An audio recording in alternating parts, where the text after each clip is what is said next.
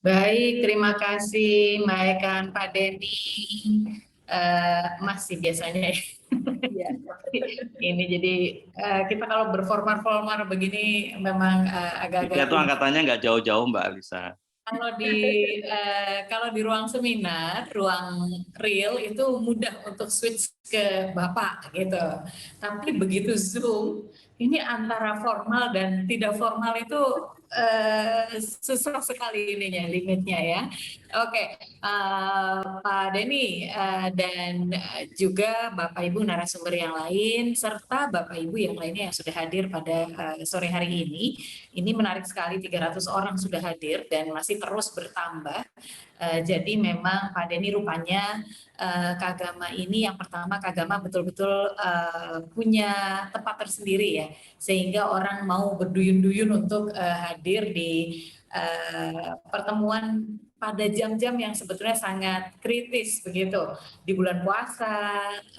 Ini otak juga mungkin bekerjanya udah mulai agak-agak berkurang gitu, dan juga menjelang Lebaran yang ini ternyata episodenya itu sudah mulai semangatnya semangat mudik begitu ya, semangat berlibur begitu.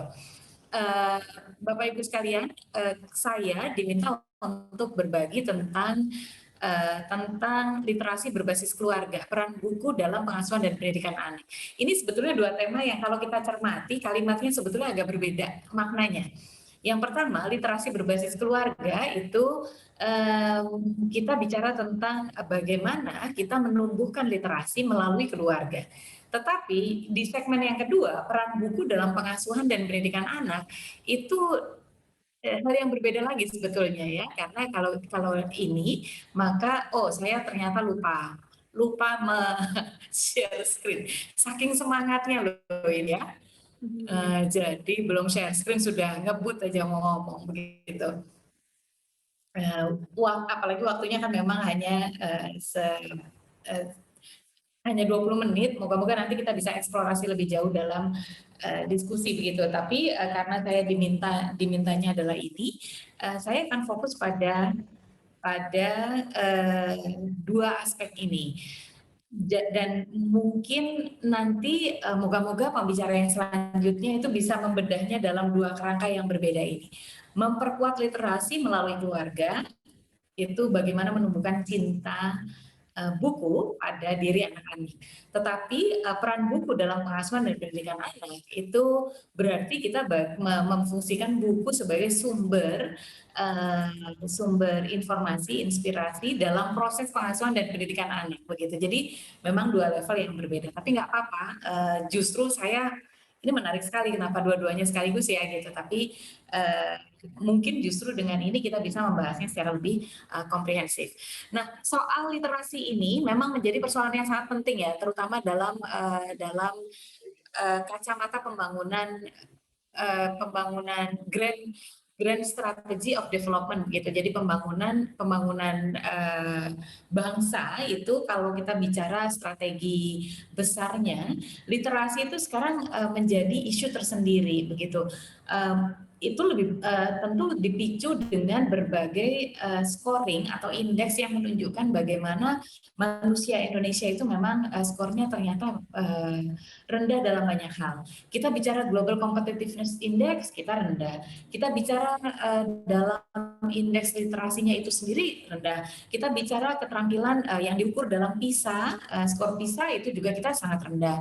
Kita bicara penguasaan teknologi, orang Indonesia paling jago di teknologi digital, tetapi teknologi secara umum kita juga tertinggal. Jadi begitu banyak tantangan yang terkait dengan kualitas pendidikan kita, itu yang menyebabkan pemerintah kemudian memasukkan literasi itu secara khusus, Bapak Ibu sekalian, dalam RPJMN. Ya, rencana pembangunan jangka menengah nasional 2020 sampai 2024 itu kan ada 7 prioritas nasional. Nah, di prioritas yang keempat yaitu revolusi mental dan pembangunan kebudayaan, ini ada khusus tentang meningkatkan literasi, inovasi dan kreativitas.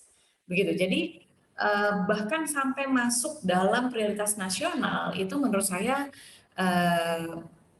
berarti isunya memang sudah sedemikian genting dan penting. Kalau penting kita tahu, tapi genting berarti memang sudah sangat genting. Dan kemudian yang kedua, memang perhatian pemerintah itu sudah sangat besar dalam hal ini, sehingga bisa masuk menjadi prioritas nasional. Seperti kita tahu misalnya perkawinan anak, itu isu sangat besar. Tapi dia tidak menjadi program prioritas tersendiri loh. Gitu, dia masuk di dalam peningkatan kualitas anak, perempuan dan pemuda begitu. Jadi di dalam situ. Tetapi peningkatan literasi itu satu program prioritas sendiri dalam satu prioritas nasional.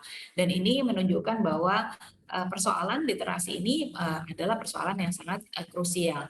Nah, tetapi saya ingin mengingatkan bahwa kalau kita bicara literasi dan kita bicara buku, kita bukan hanya bicara tentang skor PISA atau persoalan pendidikan. Begini, ketika kita melihat buku, apakah kita akan melihat hanya dari skor PISA-nya saja, hanya dari keterampilan memahami pengetahuan dan informasi saja, dan dalam konteks pendidikan saja, atau kita bicara tentang mencetak manusia Indonesia masa depan? Bagi saya, buku adalah tentang mencetak manusia masa depan. Nah, nanti kita akan bahas itu lebih lanjut begitu. Tapi sering sekali kita kemudian mengkerdilkan buku dan literasi itu dalam konteks pendidikan saja, dalam konteks apa namanya akuisisi akuisisi pengetahuan. Padahal kan tidak begitu. Dan juga saya ingin mengingatkan ini penting sekali kalau menurut saya, mandat kemerdekaan, mandat konstitusi dalam rangka kemerdekaan itu adalah mencerdaskan kehidupan bangsa, bukan meningkatkan taraf pendidikan.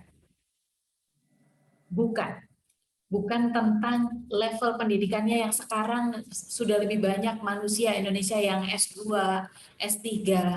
Tapi pada saat yang sama kita menghadapi situasi di mana sebagian besar manusia skill labor di Indonesia masih 60%-nya adalah tamatan SMP, belum sampai tamatan SMA. Jadi buku bukan hanya soal tingkat pendidikan, tapi more than that, buku adalah tentang mencerdaskan kehidupan bangsa, tentang memenuhi janji kemerdekaan, begitu. Nah, kalau kita lihat, sepertinya saya salah meletakkan. Iya, tentang janji kemerdekaan ini, kita ini sedang bergerak menuju Indonesia 2045. Indonesia 2045 kita sering sebut sebagai masa tahun Indonesia emas begitu. Tapi pertanyaannya, apakah memang kita sedang on track ke sana? Apakah kita sudah di jalan menuju ke sana? Indonesia 2045 bisa menjadi Indonesia emas memang, tapi bisa juga menjadi Indonesia aluminium. Bahkan bukan aluminium, bukan yang baja ya, gitu, yang loyang, yang dipakai untuk loyang itu. Nah, ini Indonesia emas itu yang seperti apa? Indonesia emas itu adalah Indonesia yang berdaulat, maju, adil, dan makmur. Dan itu hanya bisa kita capai kalau kita bisa mencetak manusia-manusia Pancasilais yang unggulan. Kenapa Pancasilais penting? Karena nilai Pancasila adalah nilai jati diri kita sebagai bangsa. Jadi mau tidak mau itu harus hadir dalam diri kita. Bila tidak, kita akan menjadi bangsa yang dihuni oleh manusia-manusia yang tidak paham mengapa mereka berserikat sebagai sebuah bangsa. Yang mengikat kita adalah Pancasila. Yang mengikat kita adalah nilai-nilai keindonesiaan. Karena itu penting sekali untuk mencetak manusia Pancasilais. Tapi kemudian yang kedua, tidak cukup hanya menjadi manusia Pancasilais, tetapi juga harus manusia yang sesuai, yang memiliki skill set yang sesuai dengan kebutuhan zaman. Makanya kita sebut sebagai manusia Indonesia unggul. Dan inilah yang menjadi backbone atau tulang punggung dari Indonesia maju. Kita tidak bisa mendapatkan Indonesia maju kalau kita tidak punya manusia Pancasilais yang unggul. Dan kita tidak bisa mencapai Indonesia emas kalau Indonesia maju tidak bisa kita wujudkan. Jadi disinilah menurut saya pentingnya buku itu. Jadi bukan hanya tentang skornya tadi itu ya, tetapi lebih dari itu. Nah, eh, sekarang bagaimana kita membawa urusan buku ini, literasi, kepada kehidupan keluarga. Kita tahu bahwa eh, kehidupan keluarga saat ini sedang mengalami tantangan yang sangat besar. Tantangan yang pertama adalah suka. Tantangan yang pertama adalah abad digital. Abad digital itu membuat banyak orang tua saat ini sedang gamang bagaimana dia bisa mengendalikan kehidupan keluarganya. Anak-anaknya saja kesulitan untuk diatur dalam konteks menggunakan teknologi informasi yang ada di dalam rumah. Banyak orang tua mengeluh anak-anak tidak bisa diatur jam bergadgetnya, bergawainya. Orang tua juga tidak bisa mengendalikan apa yang dilihat oleh anak-anaknya di dalam yang dilihat, dipelajari, diserap oleh anak-anaknya dari gawainya. Kita tahu bahwa aksi ZA yang melakukan aksi terorisme di Mabes Polri itu terjadi dengan proses induksi yang dilakukan melalui medium media sosial, melalui medium internet. Dan orang tuanya kebingungan karena mereka tidak melihat anaknya keluyuran keluar rumah, tidak tahu anaknya bergaul dengan siapa. Menurut mereka anaknya baik-baik saja. Tapi kenapa kok tiba-tiba dia bisa memutuskan untuk melakukan tindak terorisme di Mabes Polri? Itu efek dari abad digital. Dan kemudian yang kedua, kita tahu bahwa pandemi ini membuat terjadi reset control alt del begitu ya dalam kehidupan kita. Ini great reset yang terjadi karena pandemi. Minggu lalu saya mendengar Pak Lurah Panggung Harjo itu menyatakan insight-nya terkait dengan pandemi ini. Dia mengatakan begini, gara-gara pandemi, negara itu juga birokrasinya lumpuh dan semuanya bertumpu pada pemerintah desa untuk mengatasi persoalan pandemi dan sapi turutnya begitu. Lalu dia mengatakan begini, dari pandemi kita belajar bahwa puncak relasi sosial adalah keluarga. Puncak relasi ekonomi adalah kerjasama. Dan puncak relasi politik adalah musyawarah.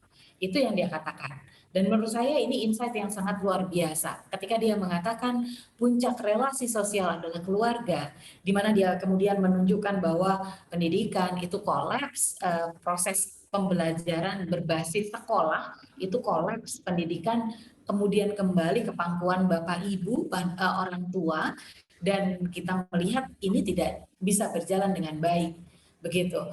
Nah, disinilah kemudian fungsi keluarga menjadi perlu untuk kita pilih kembali, perlu untuk kita revitalisasi. Apakah betul keluarga-keluarga kita saat ini siap menjadi keluarga yang mencetak manusia-manusia unggulan? Nah, yang ketiga juga tentang VUCA. VUCA, dunia yang kita hadapi sekarang adalah dunia VUCA. Dunia yang penuh volatility, di mana kehidupan bisa berubah sangat cepat dari waktu ke waktu. Bayangkan India dalam 1 hari, 2 hari yang lalu, India mencatatkan 400.000 kasus COVID-19, infeksi COVID-19 baru dalam 1 hari. Padahal 2 bulan yang lalu mereka sedang merayakan karena angka COVID-nya turun drastis. Dan India produsen COVID terbesar, produsen vaksin COVID terbesar di dunia. Tapi sekarang terjadi tsunami, orang bahkan tidak bisa lagi dimakamkan secara layak, dibakar secara layak, tapi harus bahkan di jalanan raya, di lapangan-lapangan itu menjadi tempat-tempat untuk pembakaran jenazah. Ini dunia yang begitu volatile, berubah sewaktu-waktu, dan karena itu dia menjadi uncertain, dia menjadi tidak pasti, membawa ketidakpastian. Dan yang ketiga, dunia yang kompleks.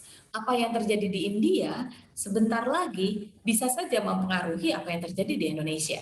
Ketika misalnya vaksin itu kemudian tersedot dari seluruh dunia, disedot oleh India untuk segera menghentikan tsunami COVID-19. Kenapa? Kalau India tidak bisa diselesaikan, dia akan bisa berdampak kemana-mana. Ya, kemudian karena India, bangsa India adalah salah satu bangsa yang mobilitasnya sangat tinggi dan diasporanya juga sangat tinggi, hampir mendekati Cina begitu. Dan yang terakhir, karena kompleksitas, uncertainty, dan volatility ini, maka banyak manusia, banyak organisasi, banyak komunitas sekarang menghadapi situasi yang ambigu. Semuanya serba ambigu. Kita tidak tahu mana yang boleh, mana yang tidak boleh, mana yang baik, mana yang tidak baik, mana yang efektif, mana yang tidak efektif. Itu sekarang kita kebingungan begitu. Bahkan terkait vaksin juga begitu ya. Ada ambiguitas itu. Nah, dalam kondisi seperti tadi, maka yang kemudian menjadi tantangan keluarga itu menjadi sangat kompleks juga. Kita tahu terjadi family breakdown yang sangat parah di dalam keluarga ini. Ayah kemana, ibu kemana, anak kemana-mana. Kemiskinan, kekerasan dalam keluarga, perceraian. Bapak Ibu, saya tuh kaget sekali ketika melihat data perceraian terakhir di Indonesia. Badilak mencatat tahun lalu, tahun 2019 itu ada 430-an ribu perceraian yang terjadi. Sementara perkawinan yang dicatatkan setiap tahunnya ada sekitar 2,6 atau 2,8 juta perkawinan, ya.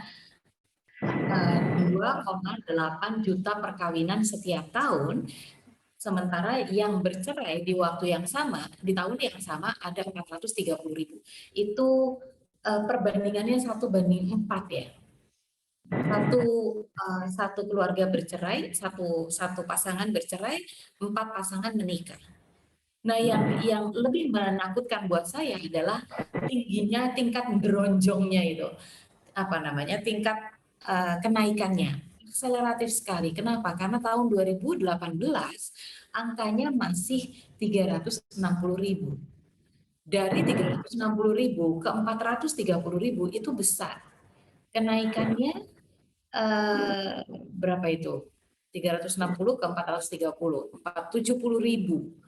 70.000 dari 360 itu berarti sekitar 20% lebih ya. Aduh, saya matematikanya jelek sekali ini. 70 dari 300 bisa per 5, 20%, betul. 20% naiknya, tingkat kenaikan per tahunnya 20%. 2017 ke 2018 itu naiknya 15%. Jadi kita bayangkan bahwa angka perceraian itu meningkat secara signifikan setiap tahun. Tahun 2007 perceraian itu hanya 8% Bapak Ibu sekalian. 2015 sudah 15% dan seterusnya, dan lebih dari 1.000 perceraian setiap harinya terjadi di Indonesia ini. Lalu kualitas keluarga seperti apa yang akan terjadi, begitu yang akan bisa kita wujudkan. Nah, perkawinan anak, stunting, angka kematian ibu, angka kematian bayi ini juga masih sangat tinggi. Dan yang jelas terakhir kualitas individu itu jelas menjadi tantangan tersendiri. Bagaimana mungkin kita bisa mewujudkan ini kalau keluarganya morat-marit nggak karuan, begitu. Nah, ini yang menjadi tantangan kita sampai saat ini. Ya, dan karena itu, oh ya, terkait dengan ini, antara 2021 sampai 2045 kita juga akan menghadapi masa potensi bonus demografi. Bapak Ibu sekalian, negara-negara dengan kualitas ekonomi yang sangat besar, dengan kekuatan ekonomi yang sangat besar di dunia ini, seperti India, Cina, itu didahului dengan bonus demografi. Mereka memulai dengan satu masa di mana bonus demografi itu terjadi, kemudian angka manusia produktifnya sangat tinggi, dan itu terkonversi menjadi kemajuan ekonomi. Indonesia pada tahun 2028 sampai 2035 akan mencapai puncak perubahan demografi di mana jumlah usia produktifnya itu lebih tinggi daripada jumlah anak dan lansianya. Sehingga dengan demikian penghasilan yang didapatkan oleh satu orang pencari nafkah dalam keluarga itu digunakan oleh jumlah orang yang lebih sedikit. Artinya kualitas kesejahteraan keluarga meningkat. Kemudian yang kedua, karena jumlah usia produktifnya sangat tinggi, maka inovasi, kemudian produktivitas itu juga sangat meningkat. Harusnya, ya, itu ideal 2028 sampai 2035. Dari sekarang sampai 2028 hanya 7 tahun. Menariknya, itu baru potensi. Kalau kita tidak mampu mempersiapkannya, mempersiapkan manusia-manusianya itu, yang terjadi adalah bencana demografi. Di mana manusia Indonesia yang ada adalah manusia dengan taraf pendidikannya rendah, keterampilannya rendah, kecerdasannya dan potensi dirinya tidak terasah, tidak disiapkan, dan karena itu mereka nanti akan menjadi beban demografi. Ketika banyak usia produktif, tetapi tidak terampil, maka mereka bekerjanya pada level labor atau tenaga kerja yang rendahan, tenaga kerja kasar. Sampai beberapa tahun lalu, jumlah tenaga kerja Indonesia yang paling besar 60%-nya adalah tenaga kerja dengan tingkat pendidikan maksimal SMP. Kita bisa bayangkan, kalau maksimal SMP, pekerjaan seperti apa sih sebetulnya yang bisa didapatkan oleh mereka? Sebagian besarnya pasti pekerjaan yang kasar. Nah, itulah yang nanti bisa mendorong terjadinya beban demografi yang sangat besar. Kalau kita tidak mampu menyelesaikan atau mengatasi atau mempersiapkannya dengan baik. Dan waktu kita hanya 7 tahun, Bapak Ibu. Makanya, kalau kita tidak mengubah arah, kita akan berujung di tempat kita mengarah sekarang. Kita tuh arahnya kemana sih? Kalau kita tidak mengubah arah kita, maka kita akan nyampainya ya di jalur ini. Ujungnya kemana? Apakah ke jurang? Apakah ke beban demografi? Atau kemana? Karena itu kita perlu banting setir. Kita perlu mengubah arah kita. Dan dalam hal ini, penguatan peran keluarga dalam pembangunan manusia menjadi salah satu kuncinya. Begitu. Apa saja, kalau kita bicara ketangguhan keluarga, kita bicara tentang ketangguhan psikologis, fisik, ekonomi, sosial, dan ekologis. Jangan lupa. Sekarang, ketangguhan ekologis menjadi sangat penting. Karena bagaimanapun bumi kita ini, planet kita ini umurnya terbatas. Resources-nya, sumber dayanya terbatas. Dan sampai saat ini, manusia di planet bumi ini menggunakan setiap waktunya, menggunakan kapasitas yang harusnya disediakan oleh 2,5 kali planet bumi. Air panas, AC, yang saya nikmati sekarang ini, yang makanan yang kita gunakan, bahan bakar, itu semuanya 2,5 kali kemampuan planet bumi untuk untuk digunakan, gitu. Tapi itu yang kita lakukan sekarang. Karena itu kita juga perlu membangun ketangguhan ekologis. Nah, bagaimana terkait dengan peran keluarga dalam pembangunan manusia? Yang pertama adalah ada pada fungsi pengasuhannya, kedua fungsi penanaman nilai, ketiga fungsi pembentukan karakter, keempat fungsi pendidikan dasar, dan kelima fungsi sosialisasi.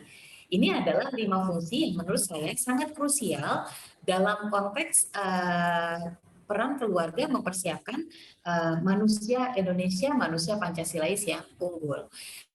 Nah, buku adalah bagian dari solusi. Buku adalah bagian dari solusi. Kenapa? Karena buku memang adalah pengetahuan. Buku menjadi sumber pengetahuan. Tapi buku juga menjadi sumber wawasan. Dengan buku, kita akan bisa menumbuhkan sikap mau belajar, menjadi pembelajar seumur hayat, sepanjang hayat. Dengan buku. Kenapa? Karena buku itu membuat anak, kita sering mengatakan bahwa buku adalah jendela dunia. Dengan buku, anak-anak itu terus akan terasah ketajaman nalarnya. Dia akan melihat hal-hal yang berbeda tanpa terkungkung oleh di mana dia berada. Karena itu, anak yang suka membaca buku biasanya adalah anak yang suka belajar. Walaupun belajar tidak selalu di bangku sekolah ya, tapi dia selalu suka belajar. Kenapa? Karena dia terbiasa dengan hal-hal baru di dalam yang dia temukan di dalam buku. Tidak harus pergi ke Korea Selatan untuk bisa belajar tentang budaya Korea Selatan. Tidak harus menjadi orang Amerika untuk belajar tentang suku Indian di Amerika, Native Amerika. Ini terjadi kalau kita mau untuk terus membaca buku. Nah, buku sama dengan kemandirian juga. Kenapa? Karena anak-anak yang suka membaca buku, buku itu kan orang harus orang itu harus bergerak ya, harus bertindak untuk membaca buku. Tidak bisa kemudian dia tidak bergerak, tidak bisa dia mengambil keputusan untuk membaca tanpa mengambil keputusan bukunya muncul di depan muka gitu terus dia membaca, tidak bisa. Ya, buku mendorong kemandirian. Kenapa? Karena anak-anak yang suka membaca buku dia mandiri, dia mencari ilmu secara mandiri, dia membuka wawasannya secara mandiri. Karena itu buku mendorong kemandirian, dan buku karena itu juga menjadi sarana untuk melatih disiplin diri. Anak-anak yang rajin membaca buku, dia secara berdisiplin itu dia akan memperkuat perilaku atau kebiasaan-kebiasaan yang positifnya, termasuk kebiasaan membaca buku. Karena itu buku adalah ruang untuk melatih disiplin diri. Dan terakhir, buku adalah kesejahteraan. Dengan buku, orang terus memperbaiki keterampilannya. Dia akan mengasah informasinya. Pengetahuan, sekarang umurnya hanya 18 bulan. Maksudnya apa?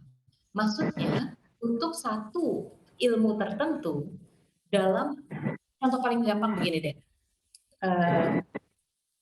seorang di dunia kedokteran untuk bisa melakukan bedah saraf otak, begitu.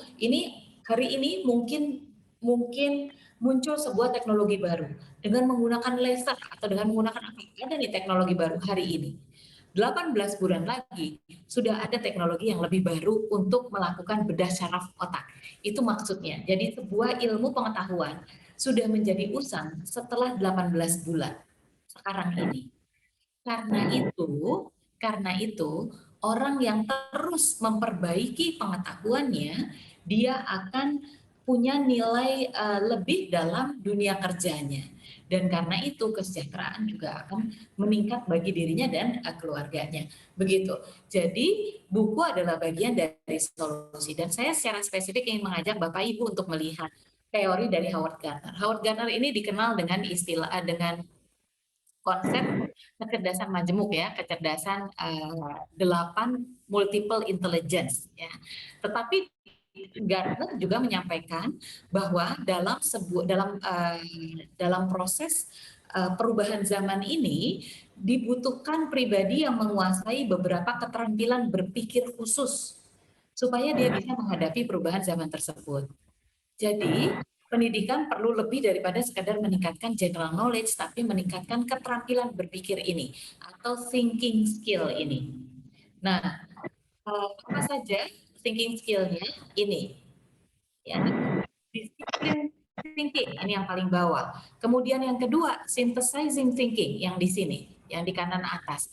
Lalu creating thinking, dan yang keempat respectful thinking, dan yang terakhir ethical thinking. Ya, disiplin thinking ini seperti tadi saya sampaikan adalah bagaimana proses berpikir seseorang itu terus mendalami disiplin ilmunya, dan kemudian dia juga disiplin untuk mengelola pengetahuannya. Kemudian synthesizing thinking adalah mengubah banyak hal menjadi satu hal baru. Misalnya contohnya smartphone. Smartphone ini dulu yang namanya telepon ya hanya digunakan untuk menelpon, tapi sekarang istilahnya smartphone. telepon pintar. Kenapa? Karena di dalamnya sudah ada moda pencatat, pemotret, pemutar musik, dan seterusnya. Ini adalah hasil dari synthesizing, dari banyak aspek menjadi sebuah hal baru. Lalu kemudian yang ketiga, creating thinking. Keterampilan berpikir yang terus berkreasi, berinovasi, thinking out of the box. Dari satu hal menjadi banyak hal yang berbeda. Itu creating thinking. Dan yang keempat, respectful thinking. Bagaimana kita saling menghargai satu sama lain. Dan yang terakhir, ethical thinking. Bagaimana ketika kita tumbuh kembang menjadi manusia, kita menjadi manusia yang dewasa, kita menjadi manusia yang tahu apa yang boleh, apa yang baik, dan apa yang patut untuk dilakukan. Ini saya menyitir dari tuntunan agama Islam. Kalau dalam agama Islam itu boleh atau tidak, haram atau tidak. Yang kedua, toyib atau tidak, baik atau tidak. Yang ketiga, ma'ruf atau tidak, layak atau tidak untuk dilakukan. Begitu ya. Itu stopper untuk mengambil keputusan begitu kalau di dalam Al-Qur'an dituntun seperti itu. Nah, ethical thinking itu seperti itu. Bagaimana kita kemudian ketika kita mengambil keputusan atau bertindak, berperilaku dalam sebuah komunitas, kita tahu apakah ini etis untuk dilakukan atau tidak. Dan kita tahu buku dapat melatihkan semua keterampilan berpikir ini. Dan disinilah kita menjadi sangat penting untuk melihat dan kembali menempatkan buku dalam posisi sentral dalam kehidupan keluarga. Ini yang saya maksud, bahwa buku bukan hanya soal skor PISA, tapi mencetak manusia masa depan. Nah, sekarang pertanyaannya bagaimana organisasi seperti Kagama dapat berperan signifikan dalam membangun tradisi membaca dalam keluarga, terutama dalam konteks dunia digital. Bukan hanya Kagama sih, kami di Lembaga Kemaslahatan Keluarga NU juga mendapat juga menerima beban itu begitu. Karena itu kemudian kita perlu memikirkan strategi-strategi di mana kita bisa mendorong agar keluarga-keluarga kembali memperkuat buku sebagai sarana belajar, tumbuh kembang, asah asuh di dalam keluarga. Nah, untuk teknik-tekniknya bagaimana kita menumbuhkan kebiasaan membaca di dalam keluarga, saya berharap nanti disampaikan oleh para pembicara setelah ini, tetapi saya ingin melihatnya dalam konteks yang lebih besar sebagai sebuah gerakan. Kita perlukan pendidikan publik yang sangat kuat untuk mendorong keluarga-keluarga kita mengaktualisasikan buku sebagai sarana belajar. Kita juga memerlukan pendidikan orang tua. Saya meyakini bahwa sore hari ini pun pendidikan orang tua masuk di dalam konteks kenapa kita ada acara webinar ini. Kemudian yang ketiga, peran ekosistem pendidikan dalam mendorong orang tua dan mensupport orang tua ini. Dan yang terakhir, enabling environment atau lingkungan yang memampukan. Beberapa waktu yang lalu, tahun lalu, Bupati Pasuruan misalnya, Bupati Pasuruan meluncurkan pojok baca di semua kecamatan, di kabupaten, di semua desa didorong untuk punya pojok baca. Itu salah satu contoh enabling environment, begitu ya. Lingkungan yang memampukan kita untuk memperkuat hadirnya buku dalam kehidupan keluarga. Nah, dengan kemampuan kita untuk menyelesaikan hal-hal ini atau mendorong respons kita di dalam hal-hal ini, melakukan pendidikan publik, pendidikan orang tua, mendorong sekolah-sekolah juga untuk mensupport orang tua supaya memasukkan buku dalam kehidupan keluarga, dan yang terakhir enabling environment. Dalam hal ini bagaimana lingkungan masyarakat komunitas itu bisa turut serta dalam membangun kebiasaan membaca, kita akan bisa membangun ketangguhan keluarga, dan ketangguhan keluarga adalah modal bagi ketangguhan bangsa. Hanya dengan membangun literasi kita bisa menuju Indonesia maju. Dan membangun literasi dimulai dari keluarga, dimulai dari ketika anak masih ada di dalam kandungan. Ketika anak mulai lahir diperkenalkan dengan buku sebagai momen untuk mengakhiri harinya, dengan membaca buku sebelum tidur, dengan terus menggunakan buku sebagai rujukan. Ketika mendapatkan PR dari sekolah, anak bertanya pada orang tua, Bu, ini apa sih? Coba cari dulu di buku tuh ada di dalam rak. Bu, ini gimana? Coba kita cari, lihat di buku.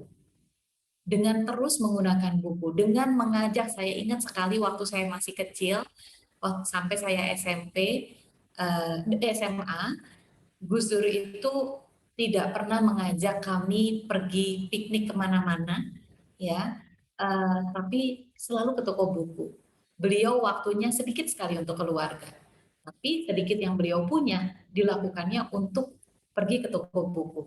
Kami mendapatkan jatah 2 atau 3 buku setiap bulannya. Kecuali kalau lagi ada pameran buku. Kalau ada pameran buku, kami semua pergi sekeluarga ke pameran buku, book fair di Jakarta.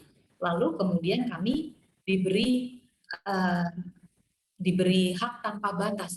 Berapapun buku yang mau kami beli, kami akan dibayari oleh Bapak. Karena itulah kami suka membaca buku. Dan buku menjadi harta yang paling berharga bagi kami sekeluarga. Bagaimana menghadirkan buku dalam keluarga, itu PR kita. Karena dengan buku, kita bisa mewujudkan janji kemerdekaan, mencerdaskan kehidupan bangsa, dimulai dari keluarga. Terima kasih. Assalamualaikum warahmatullahi wabarakatuh.